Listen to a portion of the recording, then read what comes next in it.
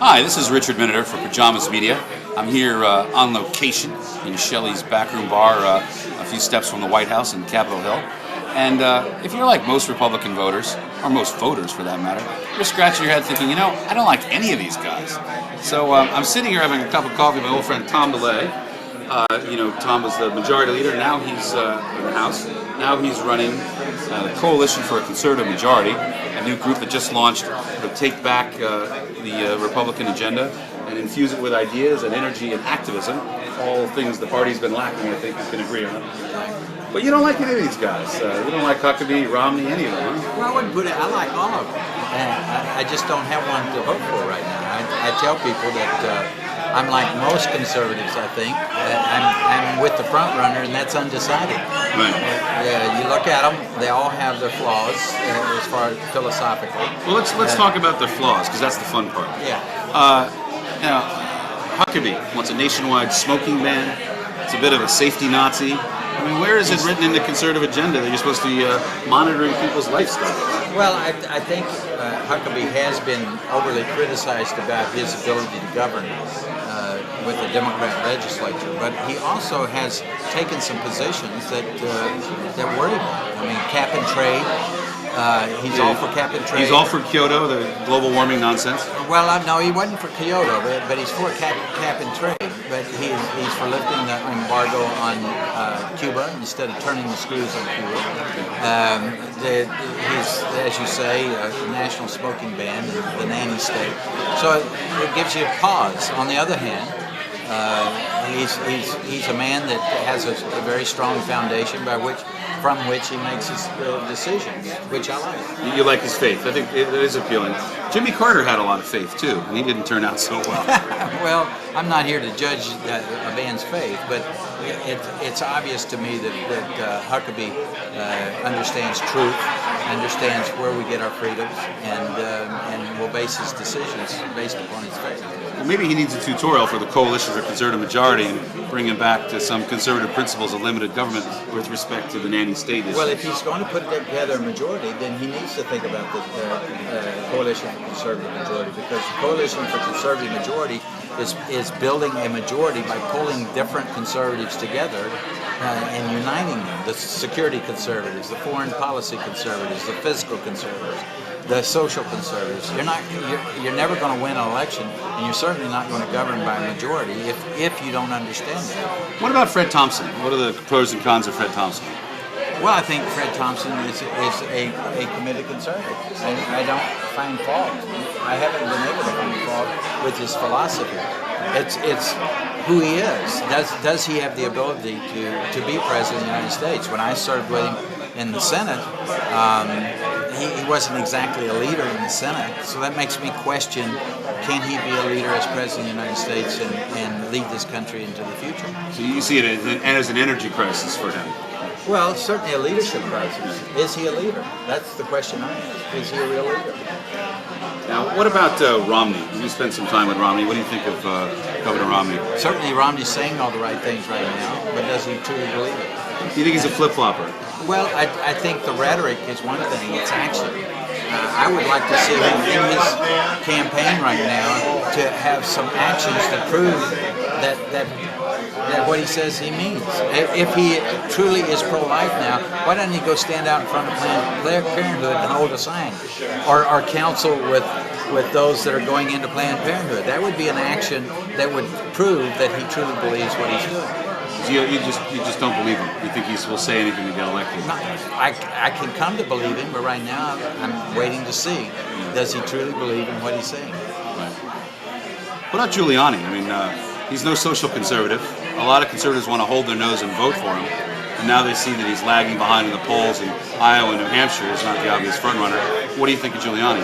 Well, on the plus side, he is a leader. And he has shown his leadership. On the negative side, he's a moderate. And that's why I think he's only I mean, at his peak, he's at 33%. Now he's down in 20%. That's about as many moderates as there are in the Republican Party. So can he go any farther than the moderates in the Republican Party? And if he becomes president of the United States, you know, if he is the nominee and he's running against Hillary, I'll vote for him. But right now, the party is trying to find itself. It's trying to redefine itself. And that's what a primary does, and we'll have to see. So you don't think Giuliani's the future of the Republican Party? I don't think he's going to go any further than he is right now. So you think he's stuck in neutral? He's not going anywhere? He's stuck on moderates. That's about it. That's where he's going? That's where he's going. Let's look at some of the minor candidates, some of whom you served with, Duncan Hunter and Ron Paul for 2. What do you think of these men? Oh, they're absolutely fantastic. Ron Paul, I disagree with him on the war on terror.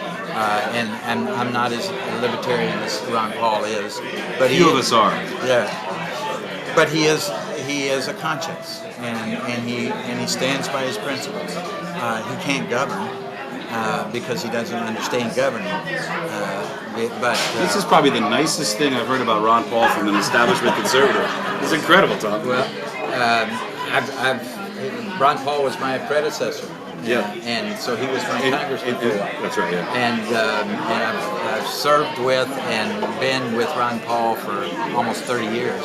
So I know him probably better than anybody else other than his wife. Now, this sudden surge in money that Ron Paul's gotten, do you think it's coming from the anti-war left and not from the Republican base? No, it started with his run for president as a libertarian. Right. He's always had a mailing list that anytime he mails it, he'll raise $500,000, $600,000. And he is appealing to the libertarian part of the party. So you think his support is coming from within the Republican Party? Yeah, and libertarians. Right. And that's where it's coming from. And you don't think it's spoilers from the far left Hollywood guys? No, they're not that smart. Well, let's not give them ideas anymore. Duncan Hunter, I mean, he's in some ways the most serious guy in the race, has a real record of achievement, and yet he kind of gets treated in this primary where Bill Richardson gets treated in the Democratic primaries. The only serious guy no one pays attention to. What do you think of Duncan Hunter, and why is he running? I've never asked him why he's running, so I don't know. I assume that he's running because he wants to be a player when it comes to defense, the war on terror, and on immigration. You like his message? I like his message. The only thing I disagree with Hunter on is he's not a free trader. No, he's not a free trader at all. Yeah. And so we part there. But as a man and as a leader and a man of principle, because I've served with him, and when he's got his teeth locked into something, you can't move him. And I appreciate that greatly. So you like his tenacity? Absolutely. All right, let's get to Senator John McCain. He's running as a Republican this year. What do you think of his strengths and weaknesses? Well, I think his biggest weakness is he doesn't have a philosophy. He has no principle on which he's guided. He's all over the lot on so many different things. And I think he would be better off if he ran as an independent, because that's what he is. If he ran as an independent, would he hurt the Republicans more or the Democrats more? Frankly, I don't think he would be an entity, period.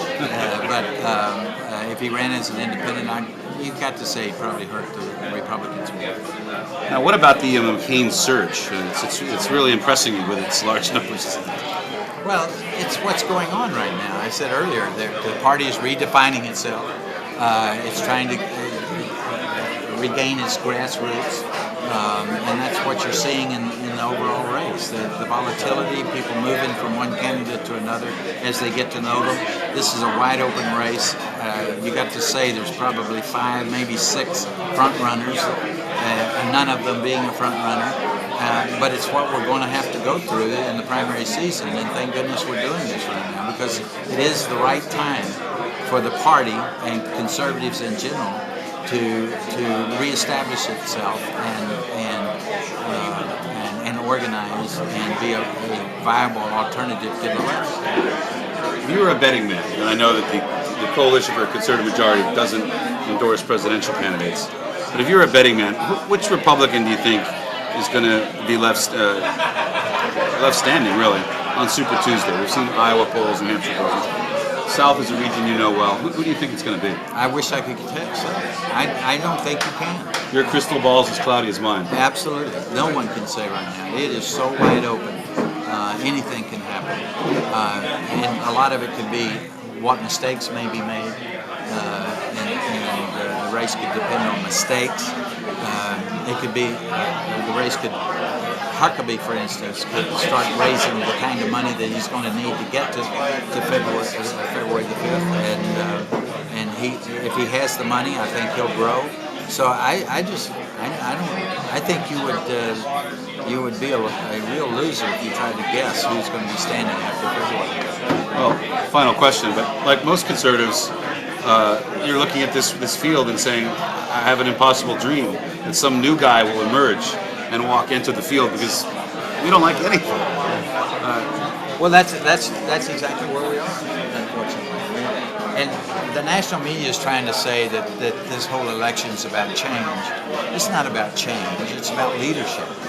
And our people, the Republicans that are running right now, the one thing that's missing with every one of them is vision. If someone would start talking in terms of vision, where they want to take the country, where do they want us to be in 10, 20, 30 years from now? Well, to be fair, Duncan Hunter and Fred Thompson are laying out detailed visions. No, I disagree with you. They're laying out issues. And it's a big difference in saying I'm for health care and this is what my solution for health care, or this is my solution for energy, and this is my solution for immigration, or this is how I'd handle the war on terror. A vision is, this is where I believe in, and I believe in constitutional government. I think the judiciary is out of control. City on the hill. Exactly right. What is America all about as far as I'm concerned? What will I be as a leader, as a president of the United States? Tom DeLay, thanks a lot. My pleasure. That was Tom DeLay, who's now running the Coalition for Conservative Majority for Pajamas Media. I'm Richard Miniter.